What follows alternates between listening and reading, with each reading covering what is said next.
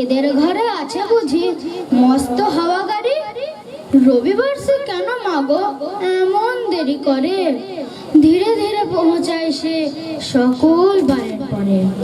আকাশ পারে তার বাড়িটি দূর কি সবাচ্ছে?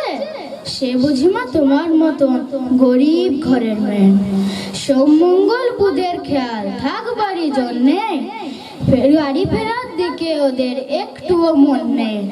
রবিবারকে কে যেমন ভীষণ তাড়া করে, ঘন্টাগুলো বাজায় যেন আধ ঘন্টা পরে।